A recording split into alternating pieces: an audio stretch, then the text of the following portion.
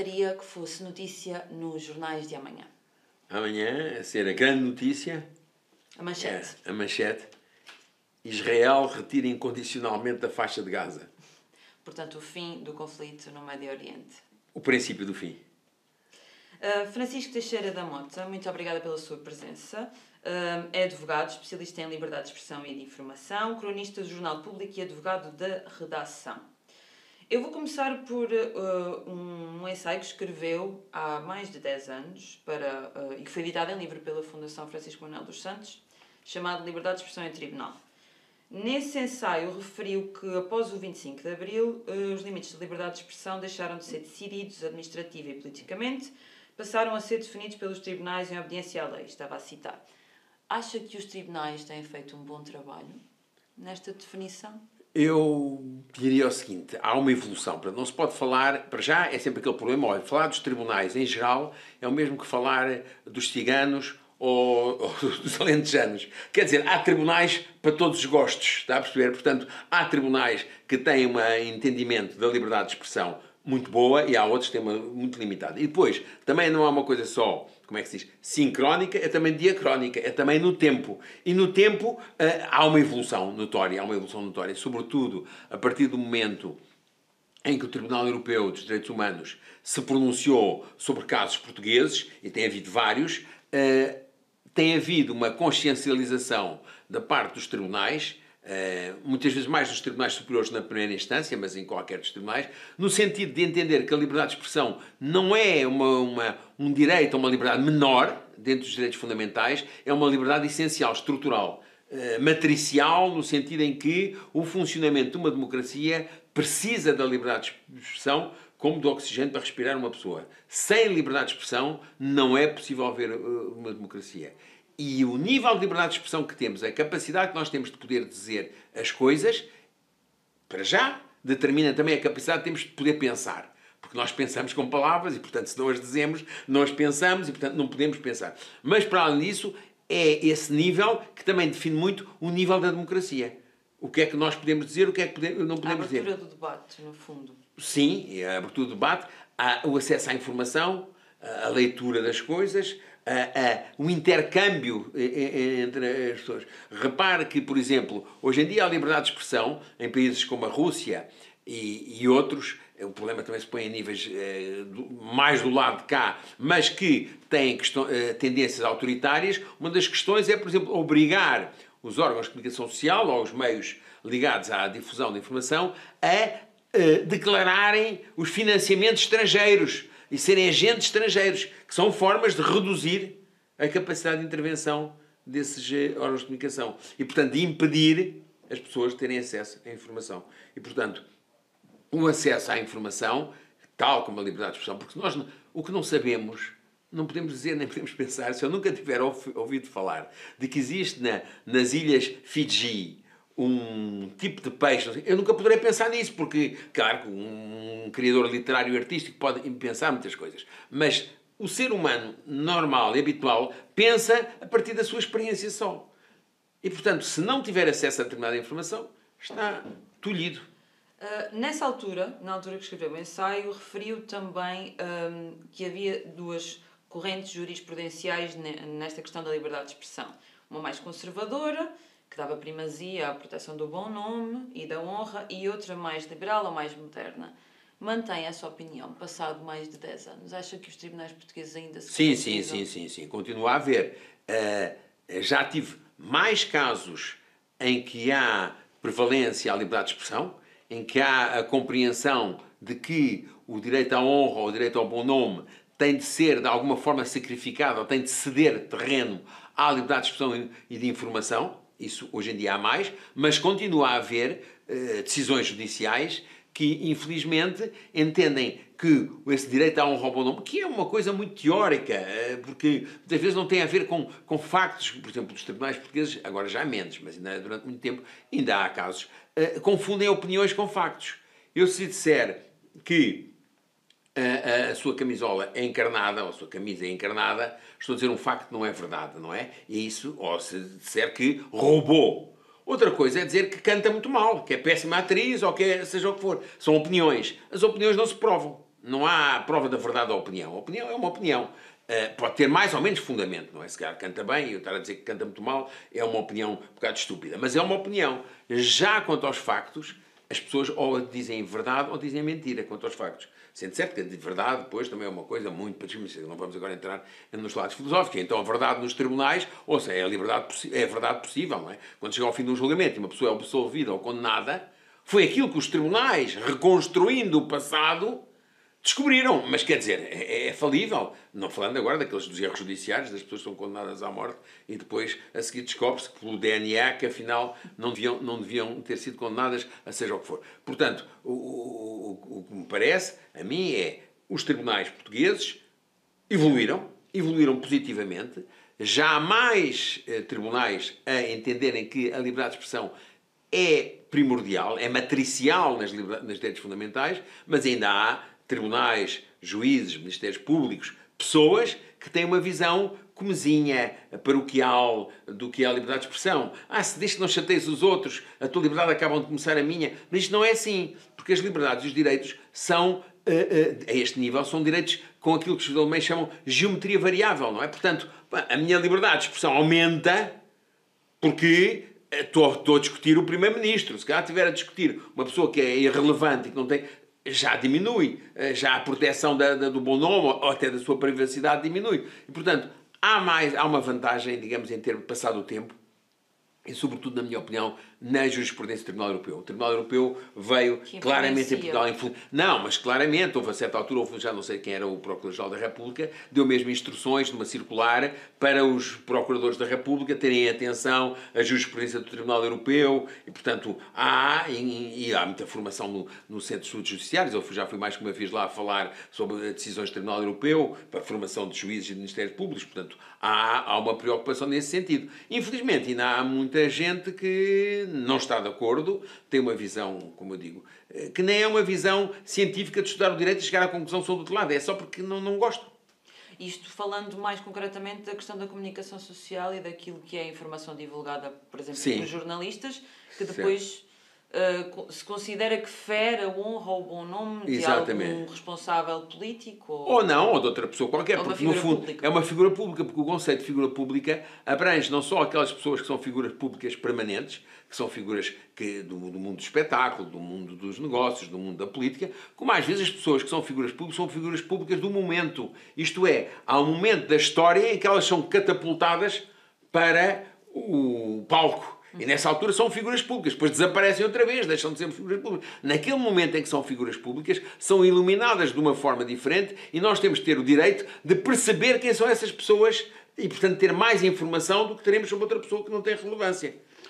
Neste sentido, considera que a esfera do que é aquilo que é a vida privada dessas pessoas terá de ser naturalmente diferente? Ou a proteção não ser tão alargada quanto um cidadão anónimo? Pois, acho que aí gera-se uma situação que poderá ser só transitória. Quer dizer, a pessoa que faz comércio da sua vida privada não pode a seguir vir invocar a sua vida privada para evitar que digam as coisas que lhe são desagradáveis. Portanto, se a pessoa vem falar do seu divórcio, ou do seu namoro, ou do seu, seja o que for, nos relacionamentos pessoais e íntimos nas redes sociais, e depois a seguir há uma organização social que descobre uma realidade nesse campo que lhe é desagradável, não pode vir dizer não, mas agora estás a pôr em causa o meu bom nome.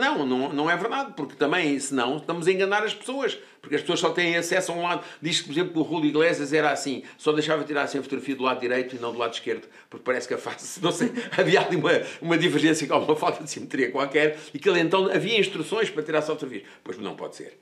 As pessoas têm direito a ter fotografias de todos os lados. Sobre esta questão da privacidade, soube-se nos últimos dias que na Operação Influencer, que envolve o ex-primeiro-ministro António Costa e alguns dos governantes, muitos deles estiveram sob escuta durante muito tempo e algumas das escutas, apesar de se considerarem irrelevantes para a investigação, ou aparentemente não haver nenhum indício de que fossem relevantes, vão ser preservadas na mesma, ou seja, não vão ser eliminadas. O que é que acha? É desagradável, é muito desagradável, é incómodo e é preciso explorar, descobrir o que é que se passou. Primeiro, se já estão consideradas irrelevantes, pois deviam ter sido destruídas, mas sabe que também há cá um trauma no campo da destruição das gravações.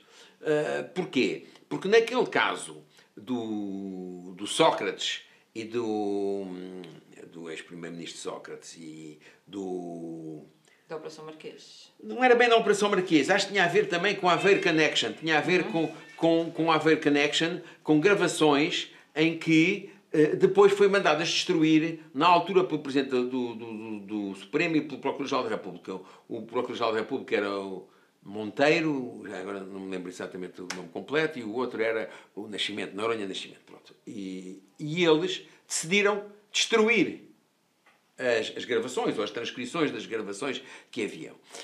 Mas, por exemplo, havia um advogado de um dos arguidos que entendia que aquelas gravações podiam-lhe ter sido úteis, podiam-lhe ser úteis para a sua defesa. E, portanto, lutou até ao fim para ter acesso a essas gravações. E não conseguiu por causa disso. Portanto, na perspectiva da defesa, não na perspectiva da defesa, se calhar, de uns arguidos, mas de outros, aquilo tinha interesse e tinha relevância. Portanto, a destruição da prova é uma questão complexa. Admito que neste caso não houvesse relevância nenhuma e que devia ter sido destruída. Pelo que eu li, mas eu li, eu não vi nem a prova, nem li o artigo que é que está nas gravações. Para dizer a verdade, sim, já tenho uma paciência relativa para ler. Muitas coisas têm a ver com procedimentos governativos, ou seja, conversas sobre assuntos que não têm não tem a relevância criminal. Pois, eu percebi que era isso que diziam. Sendo certo que até li que de facto teria havido um anterior Presidente do Supremo que teria sido a favor da destruição e depois houve um novo Presidente do Supremo que entendeu. Não sei quais são os argumentos, não li. Portanto, também estamos aqui a falar em abstrato. Há sempre esse problema que é, uma pessoa diz de uma coisa que não viu. Quer dizer, está a perceber? É impossível. Eu costumo dizer, sabe, os clientes quando vão lá ao escritório me começam a contar de um contrato, e o contrato começa, e as coisas, assim, e está tudo bem. E eu digo assim, olha, quando vai ao médico, leva-lhe a radiografia e as análises, ou conta-lhe o que está na radiografia das análises. É que se for lá e disser-lhe assim, ou seja, não há problema, porque não dá nada partido, não há fraturas, e os exames estão ótimos. O médico diz-lhe, desculpe lá, mas traga-me, se faz favor, as análises e as radiografias. Eu também, como advogado, digo sempre, desculpe lá, traga-me o contrato, traga-me a correspondência, traga-me o processo, eu olho, vejo e então faço uma análise. Se não, está bem, eu admito que seja verdade aquilo que está a dizer. Está a perceber? Já que falamos de processos com que lida diretamente, eu não sei se é uma questão que já pode falar publicamente ou não, mas o caso de Rui Pinto, por exemplo, no qual foi defensor. Ainda está, o processo ainda existe. Já foi julgado um processo, há um segundo processo que está agora a correr e que irá para julgamento, provavelmente já depois das férias judiciais, e ainda há um terceiro que o Ministério Público ainda está, porque o Ministério Público decidiu dividir o processo em vários processos, prolongando ad eterno o calvário de Rui Pinto, numa atitude, para mim, eu entendo-a como uma vingança contra um comportamento abusivo e violador dos direitos dele, mas pronto, é o meu entendimento enquanto advogado que acompanho o processo, mas portanto esses processos ainda existem. Portanto, existindo processos, não estão processos que estão em segredo de justiça, ou talvez o terceiro, o último ainda esteja em segredo de justiça, suponho que sim, que o terceiro ainda está em segredo de justiça, há um problema que é, os advogados não devem contribuir para o debate público, segundo os estatutos da ordem, de processos que estejam pendentes. Portanto, o processo que já pendeu, que ainda está pendente na relação, tem recurso. E o outro processo ainda vai agora começar. Portanto, eu tenho algumas restrições, mas também não quero fazer aquela conversa daquelas pessoas que vão às televisões e dizem, eu não vou falar do caso concreto, não posso. E depois a seguir vai para ali fora e é evidente que estou a falar do caso concreto, portanto também não vale a pena essa hipocrisia. O que eu ia perguntar é se tece algum tipo de comparação entre o caso de Rui Pinto e o caso de outros whistleblowers famosos. Há muitos aspectos. Há algum paralelismo entre este caso concreto? Claro que há. São pessoas que, de forma ilegal, obtêm informação relevante para a sociedade e que a divulgam e que pagam caro por isso. Pronto, portanto, isso aí é indiscutível que é a mesma situação. O que é que aconteceu no Rui Pinto que criou maior confusão? Foi porque ele inicialmente está provado, está condenado por isso, embora esteja sob recurso, que teria tentado obter uma vantagem económica disso. Logo, isto vai desde 2015 até 2019, logo no princípio de 2015. Depois o Rui Pinto é uma pessoa que se politizou, digamos que ganhou uma consciência social mais intensa. Acha que não a teria inicialmente, quando fez? Indiscutivelmente. Estava só nos futebols. andava nos futebols, era a curiosidade e descobrir, já teria alguma coisa de querer revelar porque lhe fazia impressão ou chocavam aqueles negócios do futebol que havia muita golpada dos dirigentes esportivos, as comissões, os agentes e tal, mas não tinha a compreensão global que o levou depois, a certa altura, a entregar a um consórcio de jornalistas para trabalhar e não ser ele a divulgar, que ele ao princípio publicava aquilo pura e simplesmente lá não era o blog, no site dele, e depois passou a entregar, entregou mais que uma vez, a consórcios de jornalistas que puderam trabalhar e que puderam, por exemplo, dar o que foi não o Futebol Leaks, o Luanda Leaks, não é? Que foi uma coisa com impacto enorme, mas teve um grupo enorme de jornalistas em todo o mundo, mais de um ano a trabalhar na informação para poder produzir aquilo que produziu.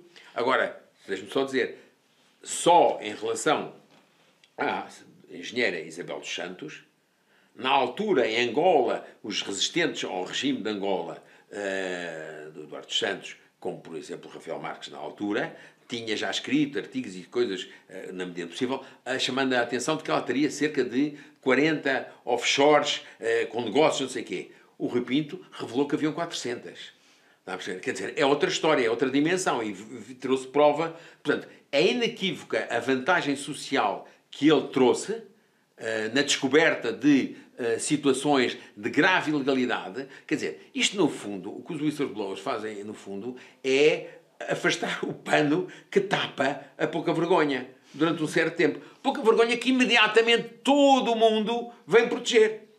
Porque o que é preciso é punir o mensageiro. Nesse sentido, acha que a opinião pública, neste caso específico em Portugal, não reconhece aquilo? Não, eu acho que o Rui Pinto conseguiu ter uma boa opinião pública em relação a ele. Porque tem a noção, mas já ele era de facto um miúdo, terá feito esse erro inicial, mas não é muito relevante porque não ganhou nenhum tostão, isso ficou inequivocamente provável, ele vivia uma vida modesta, como vive, e portanto ele foi uma pessoa que se sacrificou e que tem a vida estragada por ter dado à sociedade uma informação notável que nunca existiria, não é? E que veio relativamente aos clubes de futebol, ao Benfica, ao Porto, apesar de ele ser de simpatias esportistas, nem por isso.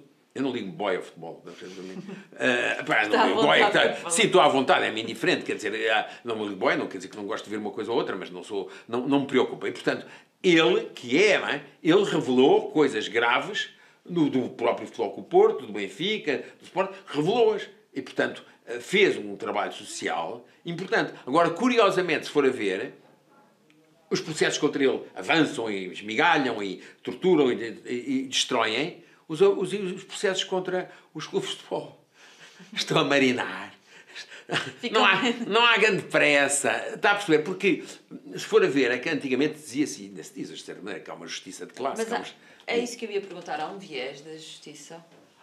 Ou seja, eu não posso dizer, voltamos à mesma situação. Um viés da justiça, a justiça não é uma coisa única. Haverá procuradores ou juízes que poderão ser, em geral, a minha experiência é da seriedade dos agentes judiciais.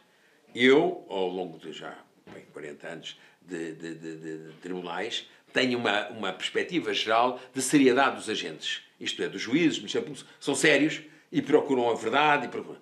Em geral. Depois, se eu disser que se encontrei algum estupor pela frente, encontrei. É evidente que encontrei. Porque em todo o lado os há.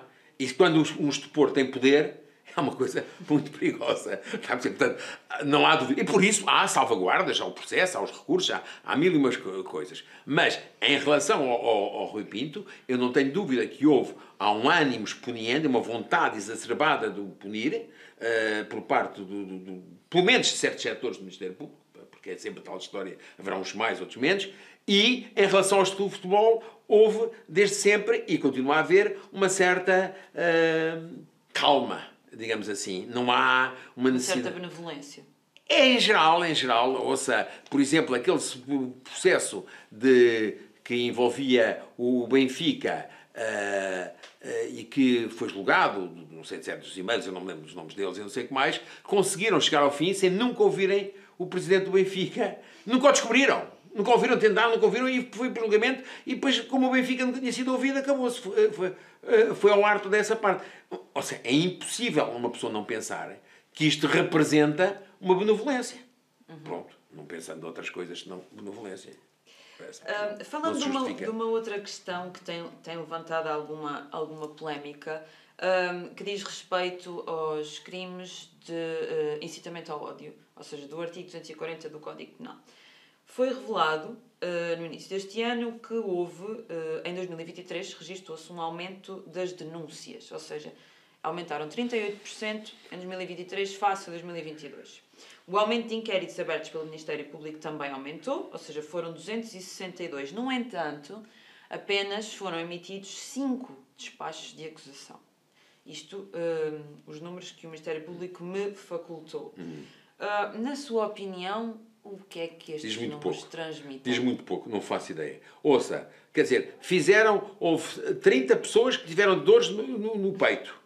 Fizeram 50 radiografias e só 2 é que foram para tratamento e quero que eu lhe diga se deviam ter ido mais para tratamento. Eu não faço ideia, eu não vi as radiografias. Mas poderá ser algo inerente porque já há essa crítica ao próprio artigo. Ou seja, mas isso é aquela malta que quer reprimir a todo custo. A l'outrance. Há uma lógica, infelizmente à esquerda e à direita, porque isso não é, o ódio à liberdade de expressão não é a panagem da direita nem da esquerda. Porque qualquer desses setores políticos, temos as pessoas com uma determinada visão, são capazes de ser hiperrepressivos em relação ao outro lado. Portanto, têm uma tendência... Portanto, já querem mudar. O que querem sempre é mais repressão, mais poder no Estado, mais calcar em cima das pessoas. E eu digo sempre, calma. Isso, na sua opinião, é transversal? É transversal. Teoricamente, dir-se-ia que, em abstrato, que como a direita defende mais a ordem do que é mais o law and order que a esquerda, que seria mais... Mas muitas vezes não é, e muitas vezes vai encontrar pessoas com uma mentalidade mais pró-liberdade do lado da direita do lado da esquerda. Portanto, infelizmente está por todo o lado. Esse desejo de... não estão a ser suficientes condenadas as pessoas. Porque deve haver um limite que eles gostam. Isto está bom, isto está bom. Não sei de onde é que eles vêm, se deviam ser 5, se deviam ser 20, se deviam ser 100. Não sei o que é que se lhes constrói na cabeça que acham que é pouco. É pouco. Não lhes chega, têm apetite para mais. E então, vamos mudar a lei. Vamos pôr aqui mais uma cláusula que consiga ter mais penas. Que é para ter mais gente condenada, que é para haver menos debate, para sermos uma sociedade mais repressiva. Sou contra. Ou seja, na sua visão, não é através do agravamento penal... Não, sobre as questões do descustódio e dos racismos, xenofobias, é sobretudo a nível preventivo, é sobretudo a nível da educação. Considera que não se deve punir? Depende do que é que estamos a falar. Enfim, um exemplo que me parece que é elucidativo é o seguinte. Aquele tipo que vai numa manifestação e que leva um cartaz morte à polícia, não se deve punir.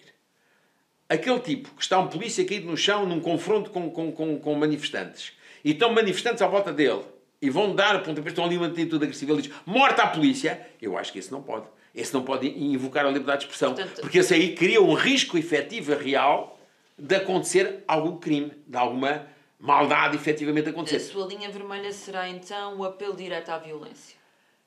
Aquilo que se pode dizer, aquilo que cria um risco inerente. Porque ainda assim o apelo à violência, para mim, não chega. É preciso que esse apelo à violência tenha alguma possibilidade ou viabilidade ou potencialidade de ser efetiva. Porque se não tiver nada, se eu tiver perdido lá na Serra dos Gerês e berrar morte à polícia, ouça, acho que morte à polícia, deem facas, acho que não. Então, está lá, quem é que me ouve? Os lobos, lá no meio, está a perceber? Quer dizer, não há, é preciso que a expressão tenha viabilidade ou potencialidade real de se converter em crime, nesse caso, de agressão física. Na sua opinião, quais seriam as possíveis consequências se, imaginemos que se alterava o artigo 240 e se penalizava de forma mais musculada o discurso de ódio? O que é que poderia acontecer, na sua opinião, de negativo? Olha, o que acontece de negativo é o seguinte. O primeiro essa ideia do mais musculado, pôr penas mais pesadas, é um atraso completo. Não tem vantagem nenhuma, porque nenhuma dessas pessoas pensa, não são 2 meses, são 4, ou não são 1 ano, são 2 anos. Ninguém que está envolvido numa coisa dessas está a pensar nessa diferença. Portanto, não é por isso que as pessoas cometem o crime ou não cometem o crime. O que vão gerar é, cada vez, interpretações mais restritivas daquilo que é considerado. Porque o artigo 240, antigamente, era preciso haver uma intencionalidade. Agora já não há intencionalidade. Basta dizer as coisas que são difamatórias. E depois vê-se o caso de se considerar que uma pessoa que diz uma opinião, se quiser, estúpida ou pouco clarividente ou errada, se quiser. Se é que uma opinião pode ser errada, mas enfim, pouco louvável ou mesmo lamentável, sobre determinadas pessoas ou sobre determinado grupo de pessoas, ver-se criminalizado. Não há que ser criminalizado. É esse o risco do 240, que já de si já é muito restritivo, já foi muito alargado. Considera que já é muito restritivo? Já é muito restritivo e foi, na altura, quando foi alterado para esta fase, na altura a Procuradora-Geral da República, a doutora Joana Marques Vidal, até deu um parecer da Procuradoria chamando a atenção que aquilo já estava a ser demasiado repressivo. Ele já foi novamente alterado este ano. Já foi, para alargar mais uns campos. E já iam fazer outra alteração legislativa também relativamente às decisões, que depois recuaram. Ali o PS e o PSD, o PS estava a propor, era o PS que era na altura do governo. O PS propôs, se não estou em erro, uma agravante que tinha a ver com, por exemplo, uma pessoa que fosse um funcionário público, desempenhasse uma função pública, ou um jornalista que fosse condenado por um crime de incitamento ao ódio, não pudesse mais desempenhar essa função. Veja bem a loucura. É uma loucura, na sua opinião? Por favor. Isso não foi para a frente, era uma proposta. Mas era uma loucura. Eu acho que a esse nível é melhor a Inquisição. Porque é mais prático. Está a perceber? E em vez de não trabalhar mais como jornalista, não trabalha mais. Pronto, acaba-se com o problema. Se é para acabar com os problemas, então escusa de ser só como jornalista ou como Mas como é que se combate então este agudizar da polarização em torno? O agudizar da polarização não é pelo aumento da repressão. Não é pelo aumento da repressão, não é por gerar pessoas que estão sujeitas ao mundo judicial, aos tribunais, por terem opiniões que são desagradáveis, são incómodas, são violentas, são estúpidas, se quiser. Não é. É só, na minha opinião, o que se combate é educação, ao debate, às afirmações, quem diz que isto é A, haver pessoas que possam dizer que é B, ou que é C, ou que é D, haver a liberdade de expressão para todos. Não é tentar calar um, e depois quando cala um porque disse A, pois é porque disse A1, pois é A2, e vão alargando, porque o campo da repressão é infinito. O campo porque a natureza humana é fraquita, não é? Isto não foi... O barro com que isto foi feito não foi dos melhores, foi o que estava à mão, e é bastante resistente, mas é mais para o mal. Não é uma coisa muito boa e muito generosa. E, portanto, a tendência do ser humano é para o seu umbigo, é para o egoísmo, é para o seu universo. E é o seu universo que ele quer que todo o mundo seja à imagem do seu universo. E, portanto, nós temos de desconfiar disso tudo. E, portanto, tudo o que seja vias repressivas em relação à opinião, não é vias repressivas, em relação às facadas, com certeza. É em relação à opinião, em relação a palavras, todo o cuidado é pouco.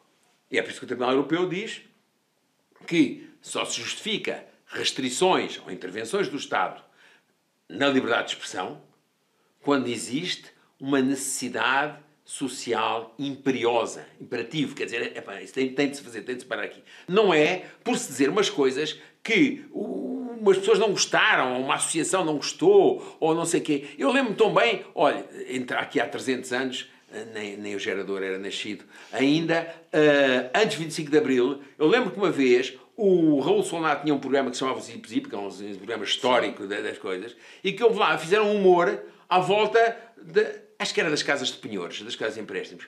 Pois houve logo uma guerra, queriam meter um processo... Mas o humor será... No humor Está bem, pronto. Essa liberdade será mais alargada, porque se trata de... Será. Também é verdade. Mas eu estou só a dizer isto para dizer que imediatamente as casas de penhores se consideraram muito ofendidas. As pessoas viram-se... Está a perceber? As pessoas veem-se assim. Depois eu não estava a discutir sequer isso. Não foi, nem chegou a haver processo. Estou só a dizer, eu só queria dar o exemplo, as pessoas têm o seu universo, o seu mundo em que acreditam e que acham que é bom e que é certamente o melhor, e depois ficam indignadas e depois podendo ter poder de punir mesmo, melhor. Portanto, nesse sentido, estará de acordo com aquilo que foi a decisão relativa ao caso da historiadora Fátima Bonifácio. Ou seja, só para contextualizar, a historiadora escreveu um artigo publicado no Jornal Público, onde ela colocava objeções a uma sugestão que tinha sido feita pelo Partido Socialista de criação de cotas para acesso ao ensino superior para alunos afrodescendentes e da etnia cigana. Pronto, este era o contexto do artigo.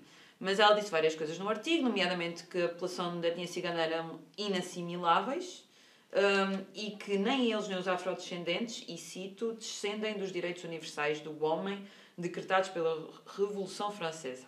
Portanto, isto depois deu origem a uma denúncia no Ministério Público e recentemente soube-se que a historiadora foi ilibada porque o juiz reconheceu que este discurso, embora sendo de ódio, não seria punível criminalmente. Sim, senhor. Está de acordo? Bem, eu fui o advogado dela.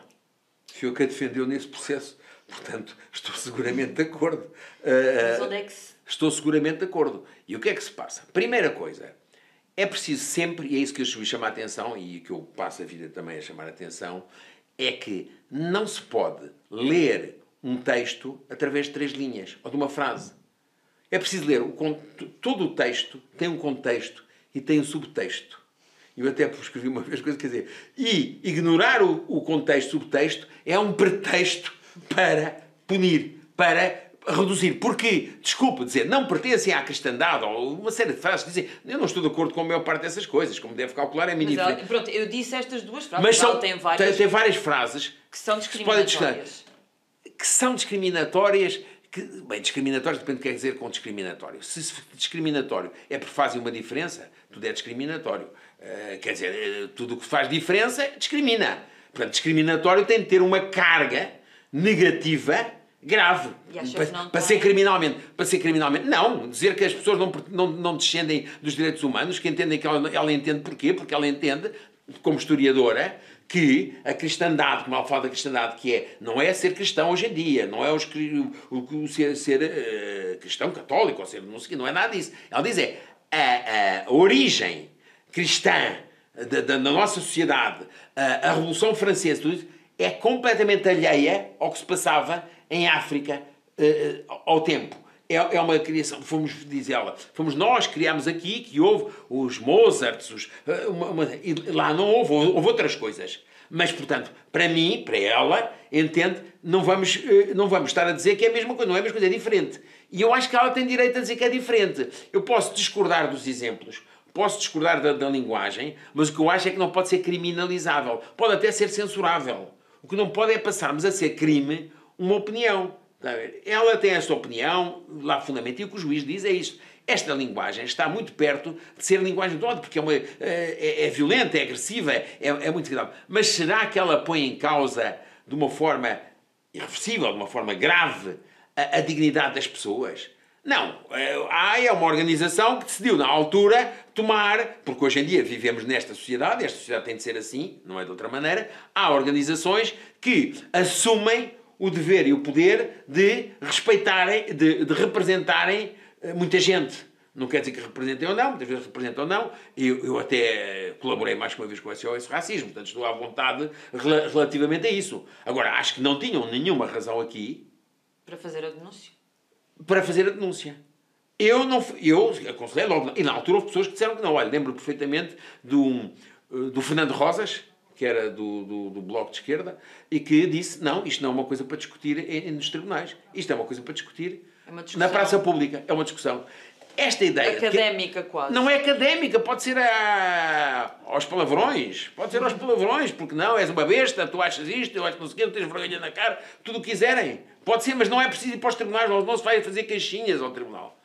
Porque a sociedade tem de aguentar esta capacidade de discussão, tem de a promover mesmo. É assim que se geram pessoas adultas e pessoas, como é que eu ia dizer, com resistência às coisas, não podem... Mas não há um duplo critério. Vou falar noutro caso concreto, que foi o caso de um dirigente da SOS Racismo, o Mamadou Ba, que foi condenado mas o tribunal já mandou. difamação. Mas o Tribunal Supremo já mandou baixar à primeira instância e ele vai ser absolvido, quase certeza. Pronto, forma como... Eu ia só enquadrar, só para ficar aqui registado, porque o Mamadou Ba escreveu no Facebook que o neonazi Mário Machado foi responsável pela morte de Alcino Monteiro. Que estava envolvido diretamente. Sim, não sei as palavras exatas, mas foi isto que ele escreveu num post do Facebook. Mário Machado processou por difamação e ganhou. Pois ganhou mal. Pois ganham Não há muito um mal. duplo critério. Então, mas eu lhe dizer que há juízes que são de um lado e há juízes que são do outro. Claro que há. Claro que há. Não é de certeza o mesmo juiz que decide uma coisa e que decide a outra. Pode ter a certeza absoluta. Há um juiz que deu uma prevalência a esse bom não honra do Machado. Mas porquê? É porque o Mário Machado esteve ligado àquele grupo todo do qual resultou aquela morte. Mas ele não estava lá. Ele estava no outro lado, estava no Bairro Alto. Quando eu acompanhei esse processo na altura. Ele não estava lá. Portanto, ele não interferiu no assassinato. Mas estava ligado àquele grupo. Mas tem uma responsabilidade moral. Pois lá, exatamente. Mas como o Mamadouba fez uma referência que é ambígua, disse que estava envolvido, não disse que ele era responsável, porque agora já não se diz que é responsável, porque já houve outros processos. Estava envolvido, ele conseguiu. E apanhou um juiz que diz isso, mas eu tenho sobre assuntos exatos. Mas isto exatos. também é a liberdade de expressão do Mamadou ainda. 100%. E estou convencido que vai ganhar agora, porque foi ao Supremo, e o Supremo disse que o juiz tinha decidido mal e que era preciso refazer. Porquê? Porque o juiz tinha ignorado o texto e o contexto e o subtexto. Não dizem assim nestes termos, é praticamente a mesma coisa. Dizem assim, não é possível ler só aquela expressão e ver só o Mário Machado e não ver tudo o que a defesa veio trazer à volta daquela questão. E, portanto, se fôssemos ler tudo, já se perceberia que não era crime. Tal como no caso da doutora Fátima Bonifácio, que também apresentámos diversas testemunhas, historiadores, pessoas, enfim, que vieram explicar, contextualizar o que era a cristandade, o que era... Pronto, é evidente que a posição dela é uma posição específica, não deixa de ser uma pessoa que não está a aderir ao multiculturalismo. É evidente que não é multicultural. Ouça, mas só as pessoas multiculturais é que têm direito a não ser criminalizadas? Então os não multiculturais são todos criminosos? Ou não podem expressar as suas opiniões? São diminuídos na sua capacidade de intervenção social? Eu acho que não. Eu acho que... não é que eu gosto de ouvir muitas coisas. Há muitas coisas que eu não gosto de ouvir, seja de um lado, seja do outro. Bem, tantas coisas. Mantendo ainda aqui este tema, mas num contexto diferente, que é o da Assembleia da República. Também tivemos este ano uma polémica relacionada com o que é ou não liberdade de expressão, mas no Parlamento... em que o Presidente da Assembleia da República considerou que o deputado André Ventura poderia dizer que a população turca é mais preguiçosa e depois a deputada Alexandra Leitão questionou-se, poderia dizer que uma etnia ou uma raça era mais ou menos digna e o Presidente da Assembleia da República disse que sim, que podia dizer. Na sua opinião, este tipo de discurso continua a ser legítimo mesmo por parte de deputados? Bem, os deputados são quem deve ter a liberdade de expressão maior, não é? Eles são assim, inimputáveis como a falar, não é? Porque se os nossos representantes não podem dizer as porcarias que quiserem dizer, estamos mal, não é? Nós pomos-los lá e eles dizem as tralhas que lhes vêm à cabeça e que eles estudaram e que pensaram, olha, pronto, aguentamos, temos de aguentar aquela zona... livre de censuras, eu sou completamente a favor disso. Primeiro. Segundo, portanto, concorda com a posição tomada por Aguiar Branco? Não, nem com o Aguiar Branco, nem com o Alexandre Leitão. Acho que nem a Alexandre Leitão devia ter feito aquela pergunta, nem ele devia ter respondido. Porque voltamos ao problema. Ele está a perguntar uma coisa em que não há contexto, nem subtexto, nem... É tudo um pretexto. Aquilo foi feito para criar um clima político, para criar um combate político. Aquilo não é para discutir a liberdade de expressão. É para andarem à porrada. Politicamente. Ok, andem se querem, mas não venham cá contra eles, porque depende do que é que nós estamos a discutir, em que termos é que isso é gerado, cada expressão, cada questão deve ser analisada em concreto, não há questões assim abstratas, isso disser não sei o quê, porque senão a certa altura estamos a definir.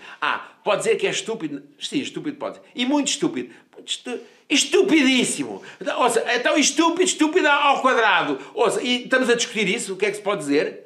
Desculpa, é ridículo. Não faz sentido. É só para o combate político. E isso eu respeito. Se querem combater politicamente, combatam. Mas não estão a falar de liberdade de expressão. Estão a utilizar a liberdade de expressão para se andarem a picar lá por causa do poder. No fundo é tudo à volta do poder. Ou seja, não considera que o Presidente da República deve fazer algum tipo de repreensão, como, por exemplo, o nosso anterior Presidente da Assembleia fazia, muitas vezes. Pois. O Dr. Santos Silva fazia muitas vezes. Eu achei aquilo na altura um bocado excessivo, não sei, não acompanhei muito, mas a ideia com que eu fiquei é que ele, pronto, decidiu fazer uma atuação mais violenta, mas que também se compreende, sabe? Porque o fenómeno Chega era um fenómeno mais novo, digamos, menos, as pessoas não estavam habituadas e, portanto, houve uma reação mais epidérmica àquele tipo de discurso, que é um discurso exatamente que é provocatório e que quer provocar essas reações epidérmicas. É vivo disso, não é? Eu acho que hoje em dia as pessoas já perceberam melhor que não vale a pena reagir desses termos. Até porque, se calhar, acaba por ser contraproducente, não é? Quanto mais reação... Alimenta, ou seja, essas coisas alimenta tudo isso,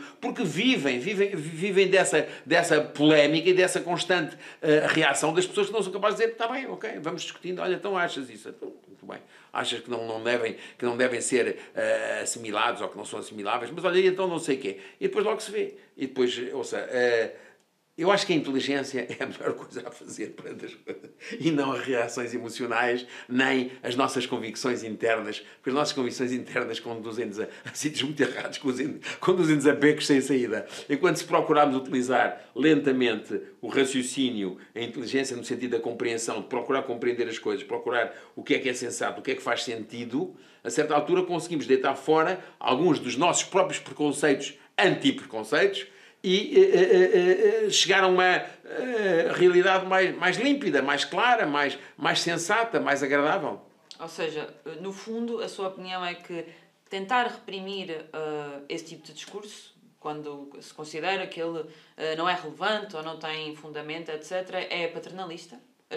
É considerar que a população, no caso os responsáveis políticos, depois não terá a capacidade de avaliar... Claramente há esse risco. Não? Há esse risco de haver uma noção de que as pessoas não são capazes de se aperceber dos erros. E muitas pessoas não são. Como é evidente. Ouça, as pessoas são enganadas sistematicamente. Desde o Adão e Eva, que as pessoas são enganadas. Portanto, é muito fácil dizer, não, mas é que se não se diz isto, deixa-se... Pois, é verdade, então, mas diga outro discurso, não é agora não é proibir, não é punir, não é reprimir. E depois ainda outra coisa, que não falámos, mas agora deixa-me dizer também, é que uma das coisas importantes era descriminalizar a difamação, que é um movimento que existe na Europa já há muitos anos, que a Inglaterra deixou de essa criminalização, que há uma resolução do Conselho da Europa desde 2007 no sentido da descriminalização, e cá Eu ia fazer essa pergunta porque sei que isso é uma posição que defende também há alguns anos, mas sim, pode esclarecer melhor. Ouça, a reação contra aquilo que se consideraria difamação era um processo civil, é um pedido de indemnização pelos prejuízos causados. Tem de provar que teve prejuízos. É só civil, não é criminal. Não há cá crimes, não é crimes da palavra. Se é ilícito aquilo que disseste e me provocou danos, então se disseste que eu tinha roubado no emprego e depois a seguir fui despedido e afinal eu não roubei e fui despedido, tu vais-me pagar uma indemnização pelos prejuízos que eu tive por ter sido despedido.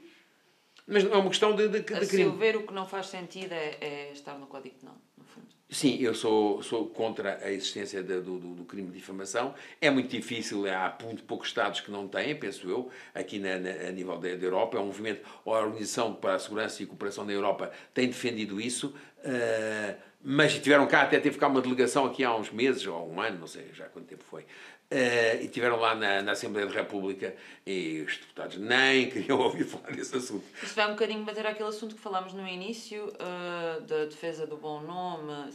Talvez, se não houvesse este crime, evitar-se-iam alguns processos da parte de personalidades ou responsáveis contra jornalistas, por exemplo. Claro, evidentemente. Compreendo que seja porque se repare, depois por outra coisa, é que os processos de crime é muito fácil. Faz-se a queixa, o Ministério Público trata do assunto. Depois a pessoa tem de também fazer a acusação, mas o Ministério Público... Enquanto o processo civil é um processo que dá trabalho, porque quem mete a ação tem ali de preparar as provas, tem de conseguir articular quais são os prejuízos concretos. É mais difícil um processo civil do que um processo de crime. E, portanto, há uma tendência, muitas vezes, das pessoas que se consideram difamadas a ir para o processo de crime, que é mais fácil, mete-se no Ministério Público. Mas o crime não devia existir. E depois, quanto ao processo civil de indenização, aí sim, se houver prejuízos e se for de facto ilícita, agora, também o conceito de ilícito varia, como é evidente, e depende, pode apanhar juízes que acham que há coisas... Eu já apanhei de tudo. Portanto, ao longo destes anos, já apanhei de pessoas que têm uma visão muito compreensiva do que é a liberdade de expressão, e pessoas que não têm, e uma pessoa depois recorre, e depois quando... A coisa boa foi que temos o Tribunal Europeu. Antigamente, havia uma piada que se dizia entre os juízes, que era qual é a diferença entre os juízes da relação e os juízes do Supremo? É que os juízes da relação acham que são Deus e os juízes do Supremo são. Com o Tribunal Europeu, os juízes do Supremo deixaram de ser Deus. Porque vem, é certo que anos depois, vem algo que põe em causa as decisões dos tribunais portugueses de uma forma irremediável. E, portanto, foi muito importante, há essa evolução e eu estou convencido que vai prosseguir. Eu tenho mais casos no Tribunal Europeu a correr, tenho casos graves comportamentos judiciais em relação à expressão das pessoas e que a sua solução pelo Tribunal Europeu, penso eu, permitirá. Por exemplo, eu tenho alguns clientes que o Estado, quer dizer, que o Estado português não, que o Tribunal Europeu propôs que houvesse uma conciliação, um acordo, uma indenização, propôs, e nós dissemos não, nós não queremos acordos, porque nós consideramos que as decisões do Tribunal Europeu são pedagógicas. E tem uma função ao nível judicial que é melhor ter uma decisão do que estar a tentar obter uma indenização. Ou seja, que no fundo também se pretende ter jurisprudência. Exatamente. É esse fim pedagógico que é importantíssimo, ter jurisprudência do Tribunal Europeu relativamente a Portugal. E, portanto, eu estou sempre à espera de mais casos. Numa entrevista que deu também há cerca de 10 anos, disse que a liberdade de expressão iria tornar-se cada vez mais difícil. Acha que esta sua profecia, entre aspas, está-se a cumprir? Não me lembro de quando é que eu disse isso, em que dizia em relação a quê? Também foi a propósito do ensaio que escreveu sobre a liberdade de expressão em tribunal e na altura deu uma entrevista que até foi filmada na redação do Jornal Público, sim, onde falava sobre a obra. Sim, eu lembro de ter dado essa entrevista, mas não me lembro em que contexto é que disse essa frase vai ser mais difícil, a liberdade de expressão vai ser mais difícil. Porque o que talvez nessa altura eu estivesse a colocar-se as questões que se prendem com a internet e com a liberdade de expressão a nível da internet. Portanto, que era o problema de quererem haver cada vez mais controle do que se passa na internet. E isso, de facto, é uma zona muito complexa, não é? Porque continua a haver, eu acho, liberdade de expressão e as tentativas de controle e restrição. Embora, vamos lá ver, há, por exemplo, o Facebook, as redes sociais, têm equipes enormes a trabalhar só a retirar coisas da internet. Porque há coisas completamente perversas, completamente taradas, completamente... Mas isso também depende da política empresarial, ou seja, pois nesse caso não fica um bocadinho arbitrário o critério? Fica. Eles têm os seus critérios e pode-se defender. A União Europeia já criou também o Digital Media Act para procurar e haver sempre a possibilidade de recurso das decisões, que sejam de retirar. Acho que tem de haver fatalmente esses critérios. Eu às vezes tenho dúvidas se é melhor isso estar nas mãos dos privados, das empresas, do que nas mãos do Estado. Tenho dúvidas. Quem é melhor para reprimir, não sei, para limpar. Porque também e agora isso, aliás, o problema põe-se também hoje em dia com o Twitter, com o X, não é? Porque o Musk veio pôr mais liberdade de expressão e, portanto, mais... no qual, entre os quais o Trump, que não teve interesse em voltar, mas isso é uma zona muito discutível. E é nesse sentido que eu tenho receio que possa haver mais restrições na liberdade de expressão a esse nível.